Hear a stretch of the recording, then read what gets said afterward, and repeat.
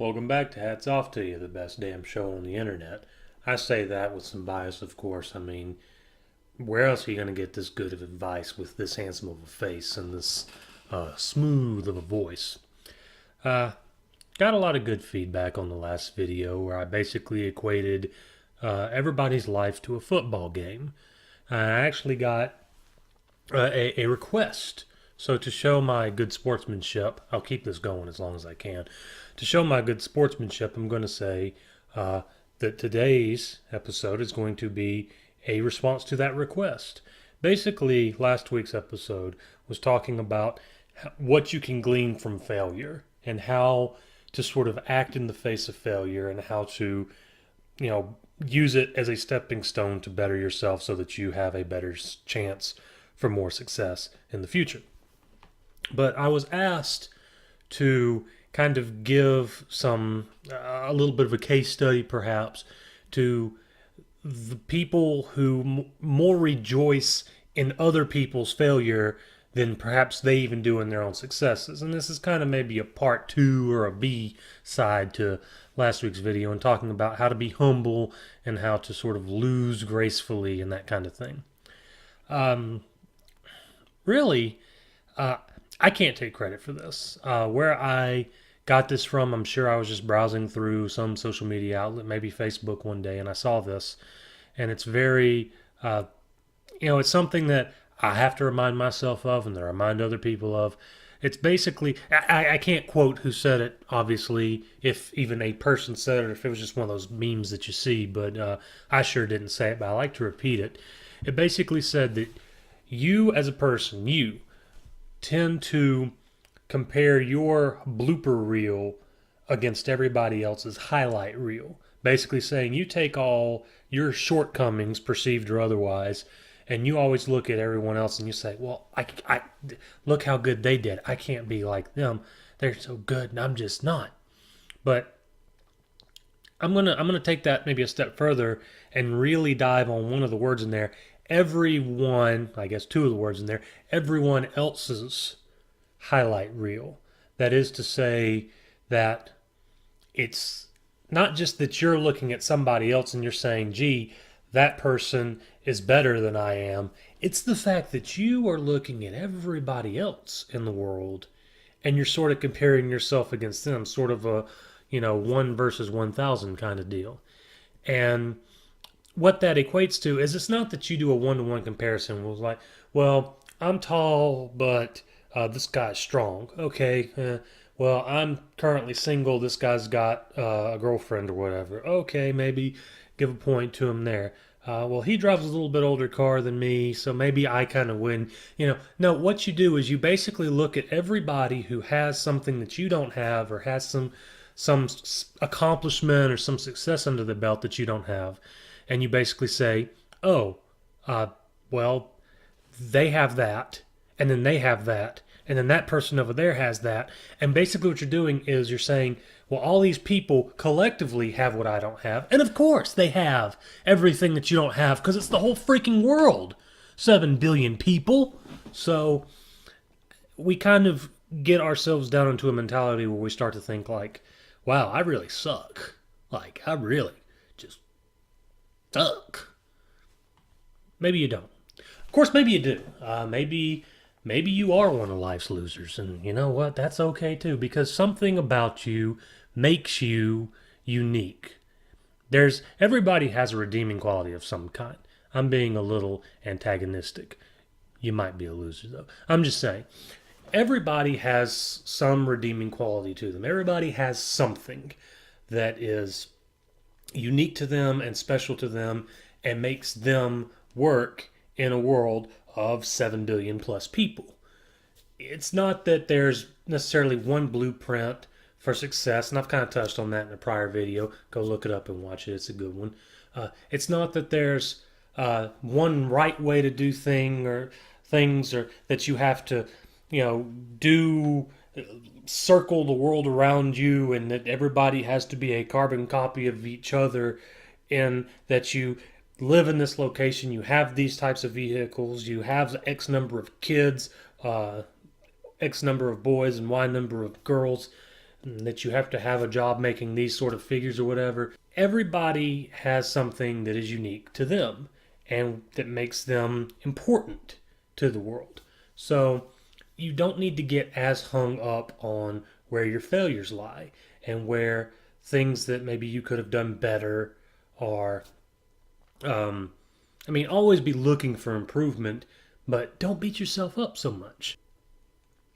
So, why is it that some people just tend to, you know, hate on people who are typically successful? Why is it that some people would almost rather see, I guess, a rival lose than see themselves succeed? The probably really oversimplified answer to that is because it's simple.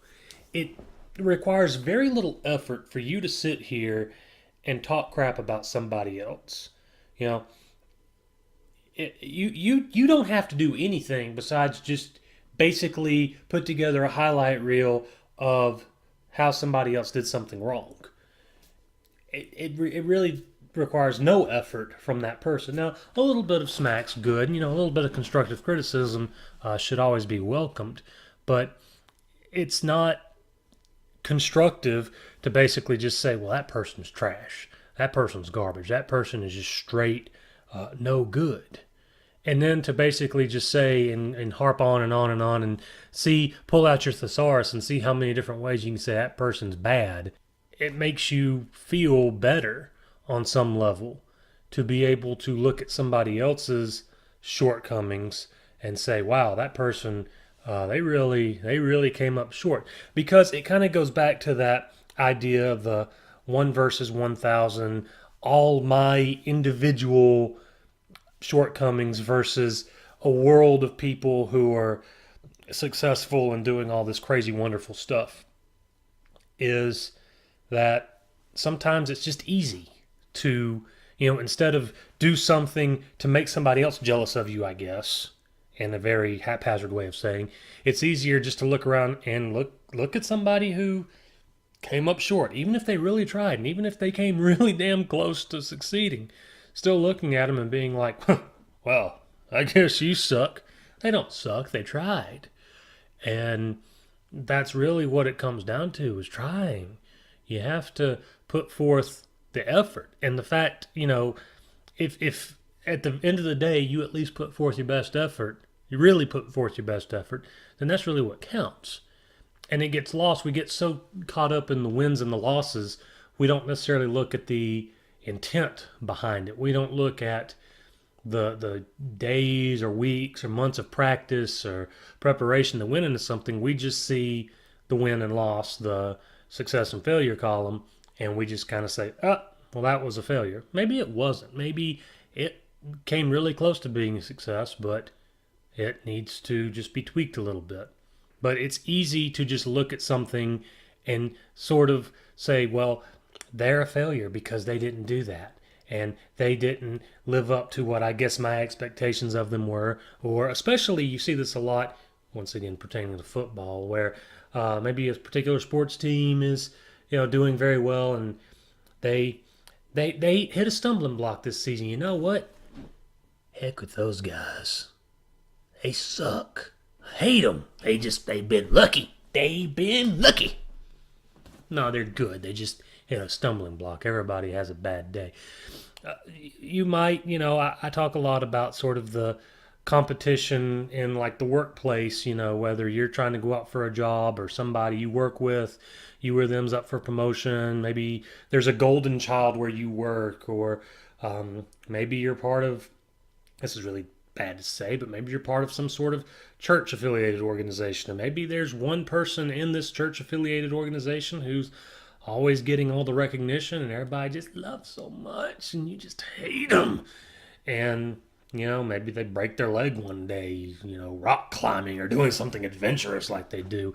And you just sit at home and you're just so pleased with yourself that somebody else is in pain. It's easy. It's easy to relish in somebody else's shortcomings because you literally had to do nothing to help facilitate it. You didn't actually beat them, they just lost. And it's easy to just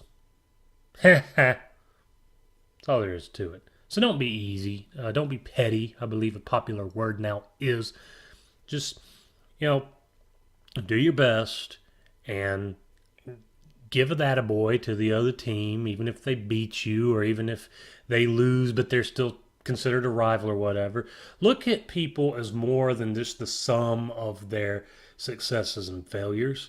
There are a lot of people who, by some pretty standard metrics, are losers, really, if you ask certain people. But, you know, if you actually sit down and talk with them, you might find that they know a lot more about the world than maybe a successful person does. That once again, it takes all kinds. There's all kinds of people in this world. So just don't be a jerk and just keep an open mind.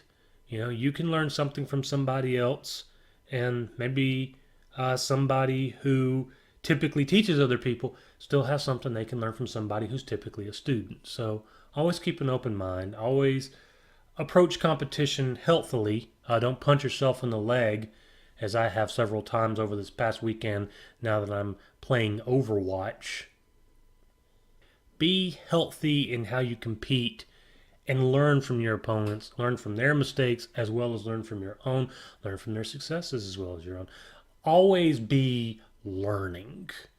And a good way to learn is to read. And the creator of this YouTube channel has also written a book, Tales of the Bozaine, so go look at that. There's a Facebook, there's a Twitter, everything's going to be down below. Hey, you have a good night, my friend.